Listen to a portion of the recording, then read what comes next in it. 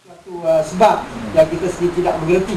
Jadi kita harap persatuan ini akan terus memperkukuhkan persatuan masing-masing supaya mereka dapat menghantar wakil yang kukuh untuk menganggotai majlis DSM ini. Jadi bersangkutan dengan bil ini ialah pendaftaran. Kita telah mewujudkan satu badan atau satu laman web yang dipanggil secara online, iaitu e-pengamal. Jadi kita haraplah tuan-tuan semua dapat mendaftar. Kalau sekarang ni saya dipahamkan ahli MPSM telah meningkat lebih dari 800 orang daripada 600 beberapa tahun yang lepas. Alhamdulillah, itu satu usaha yang kuat daripada Presiden dan juga ahli-ahli terkuasanya untuk menambahkan ahli MPSM. Saya rasa mungkin ramai lagi yang di luar sana yang belum join MPSM. Jadi saya haraplah tuan-tuan semua buat kempen sikit macam kempen pilihan raya lah, supaya ramai lagi yang dapat menganggotai MPSM ini, supaya dia menjadi lebih kukuh dan pantas. Jadi melalui MPSM ini kita harap tuan-tuan dapat menarik lebih ramai ahli supaya mengotakinya. Untuk maklumat tuan-tuan dan puan juga, baru-baru ini Tan Sri Dr. Ismail Mereka telah meluluskan skim perjawatan untuk Perubatan Tradisional dan Komplementari. Ini satu news yang baik, bukan hanya untuk tuan-tuan tapi untuk kita di bahagian TSM. Sejak tahun 2008 lagi kita telah memperjuangkan supaya skim perjawatan diwujudkan dalam kerajaan, supaya kita dapat mengambil TSM sedang bekerja di dalam hospital-hospital kerajaan dan sebagainya. Jadi sebab itulah kita telah menubuhkan konsep hospital integrasi. Di dalam sekarang ini kita sudah ada 3 hospital integrasi unit TSM di hospital-hospital kerajaan, iaitu di Sultan Ismail, Putrajaya Hospital dan juga Kepala Batas. Dan tahun ini kita akan ada 3 lagi, iaitu di Hospital Sultanah Nur Zahirah Kuala Terengganu, di Hospital Duchess of Kent Sandakan dan juga Hospital Umum Sarawak. Dan by 2010 kita akan ada lagi 4 hospital dan 2 pusat kesihatan, di mana kita akan memperluaskan konsep hospital integrasi ini. Jadi bukan itu sahaja, aktivitinya juga kita akan perluaskan. Sekarang ni kita ada 3 main aktiviti dalam praktis hospital integrasi ini, iaitu acupuncture, beli masaj dan herbal, misalnya jangkit for cancer. InsyaAllah by Julai ini the Ayurveda konsep akan kita perkenalkan di Hospital Putrajaya, yang melibatkan treatment for skin diseases yang mempunyai evidence base dan sebagainya. Itu juga kita memasukkan postnatal massage sebagai salah satu aktiviti lagi dalam konsep hospital integrasi ini. Dan kita melihat, dan memang kita telah saya juga telah meminta pegawai saya supaya berbincang dengan wakil tuan-tuan dan puan, melihat apakah aktiviti homeopati yang kita boleh terapkan di dalam sistem penjagaan kesihatan kita dalam masa yang terdekat. Mungkin satu perbincangan akan kita adakan kemudian dengan wakil-wakil homeopati, melihat apakah evidence based praktis yang ada dalam homeopati ini yang boleh kita terapkan sebagai salah satu praktis di dalam hospital integrasi kita. Jadi tuan-tuan lihat bagaimana kita bahagian TSM ini berusaha setiap masa untuk mempertingkatkan aktiviti-aktiviti TSM di negara kita. Okey, hospital integrasi ini bukan sahaja di hospital, tetapi kita akan memperluaskan juga di pusat-pusat kesihatan yang besar. Alhamdulillah, selepas kita laksanakan pada late 2007 sehingga sekarang, kita dapati lebih ramai doktor yang memberi support terhadap aktiviti ini.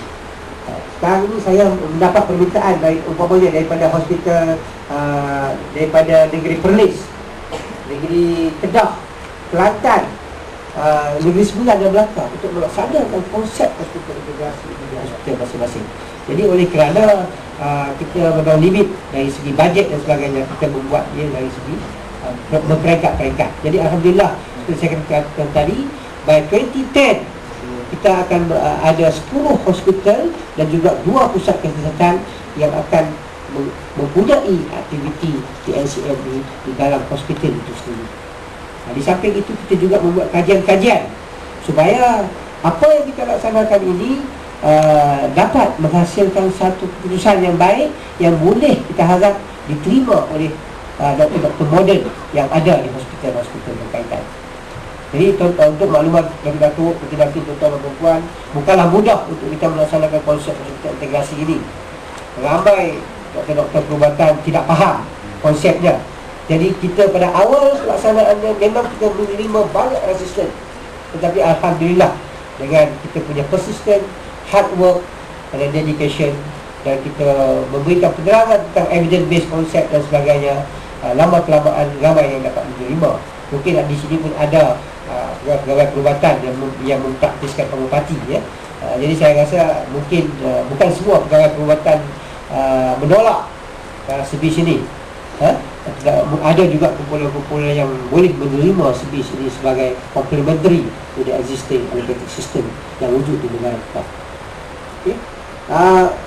Aktiviti ketiga yang kita laksanakan sekarang ialah dari bentuk standard dan kriteria. Seperti yang telah saya maklumkan dalam mesyuarat yang lepas, 13 standard dan kriteria telah kita buat bersama dengan MQA dan juga KPT.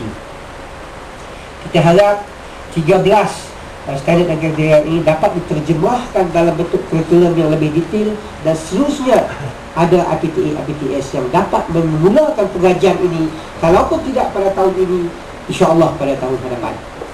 Tapi saya dipahamkan pada tahun ini College Community umpamanya akan memulakan diploma dalam urutan tradisional Melayu. Itu juga Sabujaya University yang berminat di dalam homopati, degree in Malay Medicine, dan juga diploma in perubatan Islam, ya. Kita harap IMU, MSU dan juga Inti College dapat memulakan pengajian dalam bidang sarjana muda perubatan Cina. Jadi sekarang ini kita juga dalam usaha untuk membentuk kurikulum dalam bidang Ayurvedic Medicine dan Yunani untuk negara kita. Jadi kita melihat bahawa aktiviti ini ongoing bersama dengan agensi-agensi kerajaan yang lain, umpamanya MQA, yang memberikan begitu tinggi komitmen bersama kita dalam menjayakan usaha kita untuk mewujudkan satu standard kriteria dan juga kurikulum yang dapat diiktiraf oleh GPA untuk negara kita. Jadi saya amat berterima kasih kepada MQA dan juga mungkin Eksekutif universiti-universiti dan juga KPT yang telah memberikan kerjasama erat dalam menjayakan penggubalan standard kriteria dan seterusnya kurikulum untuk kita sama-sama dapat memulakan pengajian ini TNCM di negara kita.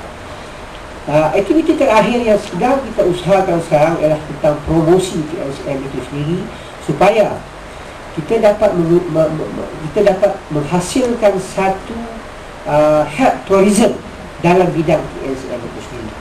Kalau kita lihat di negara Thailand umpamanya, pada tahun lepas mereka telah mendapat revenue sebanyak 80 juta baht daripada TNCM Tourism. Kalau mereka boleh buat, saya tidak nampak kenapa Malaysia tidak boleh laksanakan aktiviti ini. Saya telah melawat satu Ayurvedic Beach Resort di Kerala. Kita lihat bagaimana ramai turis-turis daripada Europe, daripada USA datang and spend 2-3 weeks, dapatkan rawatan rejuvenation, detoxification dan sebagainya di pusat-pusat rawatan tersebut. Ini yang dibuat oleh kerajaan India, kerajaan Thailand melalui health tourism mereka. Saya dipahamkan Puan Basbia sendiri telah melawat beberapa hospital di Thailand, di mana umpamanya mereka apabila seorang pesakit itu masuk ke hospital, mereka diberi tawaran 2 servis, iaitu allopathy service, TNCM service. Jadi saya rasa ini adalah satu aktiviti yang boleh sama-sama kita work together later on untuk mempromosikan TNCM activities ini, termasuk homopati sebagai salah satu produk tourism di negara kita. Kerajaan sekarang juga menekankan tentang health tourism, sebab health tourism ini dia revenue untuk government semakin meningkat, tetapi itu hanya berdasarkan kepada health tourism yang berkaitan dengan allopathy services dan bukan TNCM services. Jadi saya rasa mulai tahun ini dan tahun hadapan kita perlu mengembalikan tenaga kita dengan lebih erat lagi, dengan lebih kuat lagi, supaya kita dapat sama-sama mewujudkan satu sistem yang berkaitan dengan health tourism ini.